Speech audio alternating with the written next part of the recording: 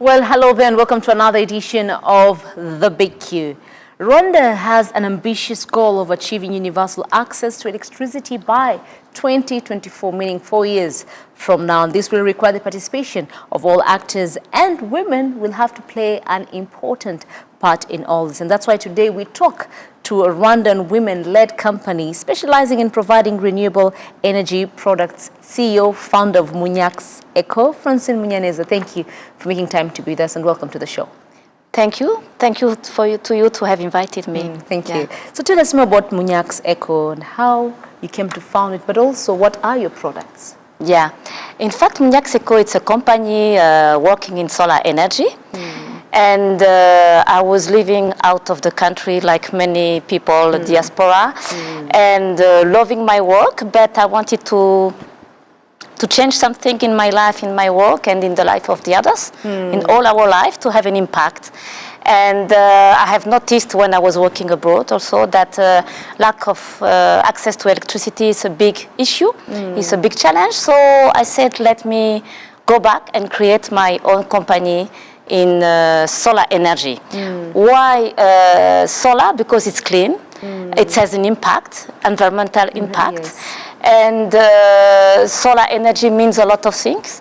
It means not only electricity, as we can see, putting electricity in houses, but also access to hot water. So, but still with clean energy. And really the objective was really to have an impact on social life of people and on environment, on the environment. Yes, absolutely. Thank you. Yeah. But what are some of your products then that you have on the market today? In fact, we have different kind of products. We have solar water heaters. Solar water heaters, it's a system where with the sun you can heat the water and you save money. That's the main thing, not only the climate change, but also you save money. In a normal house, 70% of your cost of electricity are coming from your boiler, electrical boiler. So when putting solar water heaters, you can reduce your electricity cost while serving the planet, fighting the climate change. And other products that we are putting, it's solar, what we call solar photovoltaic system. It's a system where you can have access to electricity through with solar energy. And it can be for houses, it can be for schools, it can be for hospital, health centers. So we are doing that, and also we are part of a program of rural electrification with REC, where we put in place a mini-grid and solar home system. This is, for us, it's the very beginning of the program. We are working on it. We are doing pilot project, and we intend to install hundreds of mini-grid and thousands of solar home systems all over Rwanda. What we do also is solar street lights, not only for street, but also for garden, for compounds. And again, this saves energy on the long term for the institution of for people who want energy and electricity. Absolutely. Yeah. Of course, statistics have shown that we do not have more women or many women, especially the energy sector, you know, and I'm sure you'll agree with me. So what would you say are the gender gaps in the workplaces and as well as a whole in the energy sector? Energy sector is very male dominated. And it's really challenging because sometimes you're alone in a room where you have a lot of gentlemen. But for the moment, with all this gender sensitization that we have, we can feel that slowly the difference is coming. And on our side also, of course, being a woman working in a man environment, sometimes people have doubt or not confidence in us, but we show them that we are as much capable as them. And also we encourage a lot women. For me, in my company, I really encourage women. When I recruit people, I really do what we call positive discrimination, but I don't like this term. It's just to compensate the unfairness of the market. So we hire women much more. We have 50% women in our company. Are women. And in the management, we have a majority of women.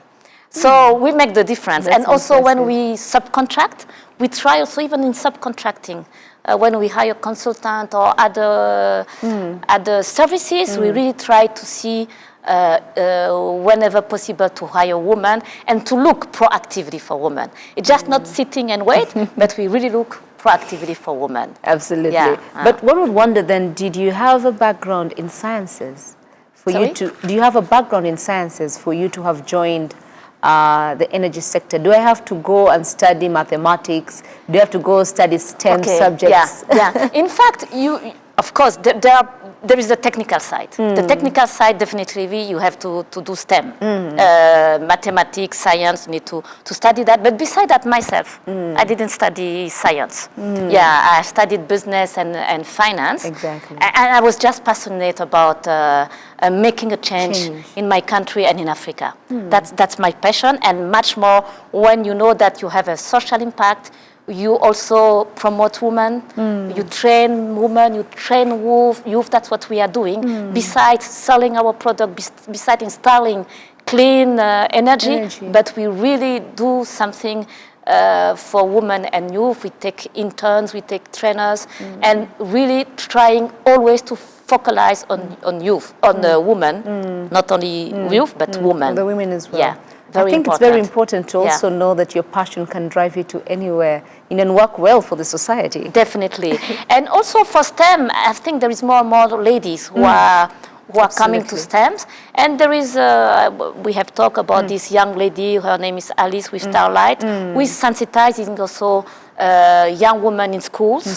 Yes. To do STEM. So we are sensitizing more and more, and even we have a woman in Renewable Energy Association, where we try also to sensitize them by being role models, but not only role models, but also trying to find young women who finish school or who are near to finish, and to have money for them to be able to do internship with companies like mine and others. Yeah, absolutely. Yeah. Funding skills has always been a problem, especially for startups, and other projects. How are you dealing with this funding skill, and what other challenges are you facing in this sector? Yeah. It's a big journey. It's a huge journey, difficult journey, big journey. You really need to be aggressive, to be strong, and to keep, even if you fail, you stand up and you continue. It's very challenging because not only for women, but also for men, it's difficult to get funds. Absolutely. For women, it's worse. And also the mindset of the bankers also need also to be adapted and changed, but not only for women, but also for solar energy sector. It's a sector that they don't know. So it's very challenging in the solar energy sector to get funds. For us, it took years because I started with my own savings. Very challenging because your savings, you cannot extend them. So I used to, but at a certain time, you really need to have more money if you want to extend, to hire people. Very challenging. I started really my activities 2014. My first loan, I got it end of last year. Your first loan? Yeah. Wow. And I had business plan, I had everything, but still I could feel that they were not believing in me.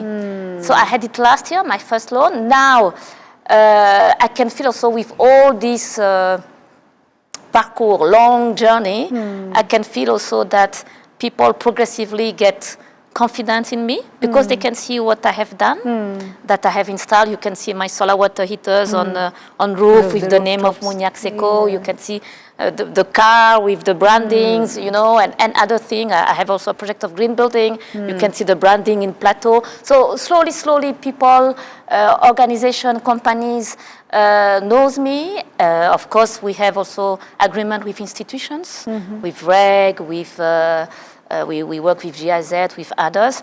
And you can feel that now they are a little bit more confident. And now I'm really in good negotiation with more money for banks. I touch the wood that I will really get this money. But I can feel a change. But I would like that the youngers, that they don't have all this long struggle that I have.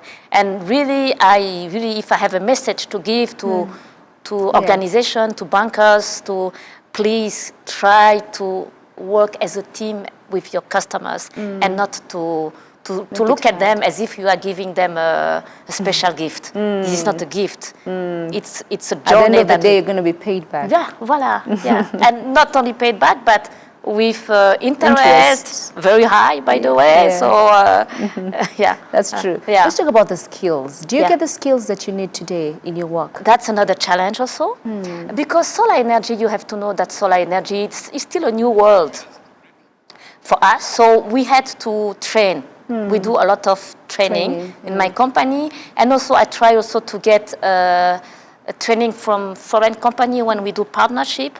The condition is to have capacity building always. I give the condition to have capacity building, transfer of technology, and we do also, as I mentioned to you, with this woman in renewable energy, the Wire Association. We do now. We start now next week the training for young ladies. We will start really next week for that. We work also with institutions, like we had an agreement with the IPRC, Tumba. We had an agreement with, we had also applied with WDA, where we can have training for, we can organize training for people. It's really very important. You don't get the people already trained, and that's another challenge. When you want to speed up your business, it's another challenge also. It's really difficult. Yeah. What other challenges then do you face besides funding and skills and trying to get the right people? Yeah, other challenge is I think with the solar energy sector again, it's a new sector. People are not used to business, so it's a difficult sector. You have to also agree with various institutions like REG, another institution, MINAFRA. REG is part of MINAFRA. RURA, you have to, so you have a lot of institutions where you really need to follow the rules. And sometimes, you know, we have different interests and we have some misunderstandings. So it's very challenging to see how we can find a way to discuss together in order not to slow down our activities. We have many times this challenging of our activities being slowed down because sometimes the interests are different. So that's a very important challenges. But of course, we have an association of energy private developers, and it's an association where all the people working in energy are together. It's like a syndicate, or where we can discuss with authorities, with institutions when we have challenges, and our problems can be resolved when we are together and when we have one voice. Absolutely. So we are, I'm part of this Energy Private Developer Association, the treasurer also. So collaboration as a whole is very important, especially, you know, to tear down the walls that could be solidarity between us. Even if we are competitors between us, we really need to be solidar because this is new. And when we are together, it's easier to face the challenge and to find a solution together. Absolutely. Now, Munyak's Eco, of course, was recognized by the London Stock Exchange to be among, I quote, Africa's fast-growing and most dynamic businesses in its latest Companies to Inspire Africa report that was released just last year, January 2019. What does this mean to you to see such a young company getting such awards or such recognitions, especially from London Stock Exchange? No, it's very nice. It's very nice, but it doesn't come with money, unfortunately. But it's very nice, and also people recognize you. And when you mention that to organization, it's increased the confidence in your company. It's increased your credibility, and people say, oh, finally, the company looks small, but it is evaluating, it's developing, and it has a success path, even despite the challenges. So the recognition brings in hope and faith. For the definitely, company. And credibility. And you can feel that the people say, oh, Francine, oh, Munyak's Eco, that's good. So maybe we have to work with you. Maybe, you know, even these bankers, it comes to their ears also, to financial institutions also. So it makes us more credible in front of them. Absolutely. Well, we do take a short break, but when we come back, of course, we're still talking to Francine Munyeneza, who is the CEO and founder of Munyak's Eco. And of course, she'll be telling us more on how many homes, you know, have been lit up through solar and the green buildings that she mentioned. Do keep it the big Q. abaturage b'umujyi wa Kigali dukomeje kubashimira uburyo mukomeje kwitwara mu kurwanya iki cyorezo cya coronavirus, ariko cyane cyane dukumira ko cyagera ku bandi. Muri gahunda dukangurirwa dukomeje no kubashishikariza harimo no kwambara agapfukamunwa, ariko tukakambara neza. Kukambara neza rero ni ukukambara gafashe hano ku mazuru neza kakagera munsi y'akananwa.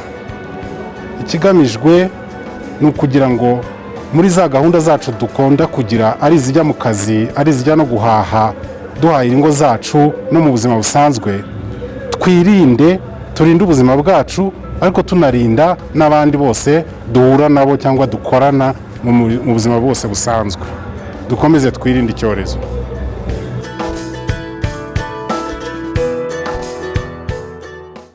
Welcome back, and thank you very much for keeping it the big Q. We're still talking about solar energy sector, and of course I'm still joined by the CEO and founder of Munyak's Echo. Munyak's Echo, of course you said has been there for a few years now, but how many homes have been lit up, and what would you say has been the impact since your very first installation over the years? Yeah. In fact, we are not installing only home, we are installing hotels, we are installing food and beverage industries. We did even fishery, you know, when they grew up fish, they needed some hot water. So, and also institutions, schools, religious places. So up to now, I can say that we have installed more than 1,000 systems. And of course, this has an impact on carbon emissions, tons of carbon emissions. And you have to know that when you install, it's not that it's one shot of carbon emission. Carbon emission is reduced all the time that you are using your solar water heaters. It's reduced all the time you are using electricity. So it's years that you really reduce carbon emission. So that's the good side of it. Absolutely. Yeah. But one, I'm sure you'll agree with me, will say that it's not cheap. Solar energy is not cheap. So how do you make it easier for a local Muturaji, say like me, to have it in my own house if I want to reduce my bills? Yeah. In fact, what we have put in place, we have thought about it a lot. What we have put in place is a system of payment by installment. Is to say that, of course, it's not cheap at first. The first payment, how do you call that? On the short term, it's not cheap, but on the long run. On 1 year, 2 years, it's really, you really save money. I will give you an example of one of our hotel. He has a bill of 2 million Rwandese francs per month in Kibuye. And he has 2 million per month. We put the solar water Electricity. Okay, because he has electrical boiler. Okay. And the invoice was reduced to 700,000 per month, just because of solar water heaters. So this is for solar water heaters. We have a program, we haven't started yet, but for solar home system. And of course, for solar home system, it will be also payment by installment up to 3 years, with also corresponding warranty. We give also long-term warranty. We do warranty for solar water heaters up to 10 years, just to tell you the quality of our product. And that's why also we can give you the possibility to pay on payment by installment. So we do that, and our challenge is to find enough funds to finance the payment by installment for solar systems. That makes sense. Do you think that's something that's workable in the near future? Yeah, we are negotiating with the banks now. I told you after so many years now, people begin to think. Yes. And we are near to sign something, but we have started still the payment by installment. We are doing payment by installment even now, and it's working well. And of course, there is different prices if you pay by installment or if you pay cash. Okay, because you need to finance. But it's really working very well, and people are interested. When you show them that really they are saving money, then it's really good. This customer from Kibuye was not believing in us at the beginning, and we really convinced him. And when he saw the change, he was really impressed. Absolutely. COVID-19, this pandemic, it has hit so many businesses. We've had others close. We've had others have to lay off their workers, you know, to push by as a startup. How easy has it been for you? Very difficult, of course, because we didn't work during 2 months, and also our installation has reduced. But you know, sometimes what can you do? You just take it as an opportunity. What do? we did a lot of brainstorming within the team to see when we will restart, because we have restarted, of course, since beginning of May. We say, okay, what can we do to compensate the loss? What can we do to keep the company going on? Do we extend our activity? We really make a lot of brainstorming, and the staff was really helpful. My colleagues, my staff, all of us, we were at the same level thinking how to save the company, and hopefully we are still here. Yes. We are battling. We have more sales, and also I invite people also to continue to help us installing solar system, which really reduce the carbon emission and which save money for everyone. And it's time to save money because it's COVID-19, and with COVID-19, unfortunately, all of us have less money. Absolutely. Yeah. Women and girls. You know, when you talk about STEM, you've given very good examples of Starlight, but we have young girls who do not believe that, you know, STEM is for them. Yeah. And we still have, you know, other young men who still say, you don't have to go through that. Yeah. How do we encourage and how do we get more women and girls on board, especially when it comes to STEM? Yeah. You know, we try to be role model, not only me, but in my team also. We try really to encourage people. We also part of this WIRE Women in Renewable Energy. And with this WIRE, we have organized activities, going to schools, talking with them, with engineers, not only my company, but people from REG, from other companies, engineers, ladies engineers, to show to them that it's possible. Look, we are engineers, and it's working. And as you mentioned, Starlight also, they are doing the same in secondary school also, trying to sensitize them also. So there is no secret, but also I think also it's important not to sensitize only girls, but also when we sensitize girls, we need to sensitize boys also at the let's same not time. Let them go. Yeah, because sometimes we focalize too much on ladies, but ladies will be encouraged by all of us. Not only by ladies, but also by their colleagues, by boys, by their parents. We need to sensitize the parents, because sometimes the parents are the ones who say, Francine, this word is too male. How will you manage? So we need also to sensitize the parents, the teachers, everyone, the society. Absolutely. So that's what we are doing when we give this example in schools and in other places. Yeah. Of course, Rwanda has the ambitious vision of going green. You know, we're going to have a green city. We're going to have, you talked about green buildings. What is a green building and how does it adapt to the UN Sustainable Development Goals, the SDGs? Yeah. In fact, you know, we in Rwanda, the government is very ambitious. He has the target to reduce by 38% the emission of carbon. Yes. Yeah, by 2030, if I'm not wrong. And we are for us, since the beginning, we believe in that. Okay, we believe in that. When I say we, it's Munyakseko, it's my colleagues, it's my staff, it's myself, of course. We believe strongly in that. And we are doing all to participate in this ambitious target. And I forgot what was the question. How the green buildings and how it's adapted. And with solar energy and with green building also. And we have this project of green building, which is an ecological building. And of course, Rwanda also has set even minimum standard to make the building now in Rwanda a little bit greener. But for us, it will be fully green. It is in plateau. And the idea is, what is a green building? What is a green building? A green building is a building, when you build it, you use as much, you emit as less as possible carbon. You reduce carbon emission. Okay. So it's the material that you are using. Okay? You are using also less cement, because cement is a high carbon emission. When you build in a way also that you orientate in a proper way that it's natural lighting as much as possible. You can see a lot of building in Kigali, you need always to put the light. Yeah. That's true. So, okay, here it's a studio, it's different. But for the other places, even if it is there, you just need light. So natural lighting as much as possible. And this is the way you build it. Natural ventilation. You can see a lot of buildings that have air conditioning. We will not put air conditioning, even if it is a multi-floor building, no need. It's the way you build it, the way, and an architect will explain that better than me, but the way you construct it, the way you make the system of ventilation, which is not air conditioning, this is green.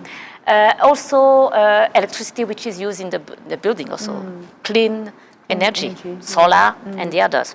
Of course, recycling of water, recycling of dirty water. Also, rainwater, yes. to take rainwater, and to behave and to put energy efficiency everywhere. For example, the energy efficiency and water saving. For example, the tap in your bathroom, the tap in the lavabo, I don't know how, Lavatory. Yes. Lavatory. Specific tap which really are not wasting water. The toilet also, specific toilet which are saving water. And it's not expensive, it exists, but we need to use them. And that's what we will do with the green building. Yeah.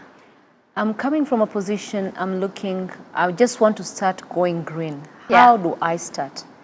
I have no knowledge of going green, Yeah. you know, because besides what it is. And Yeah. of course, statistics say that at least when you use solar, you save energy up to 70.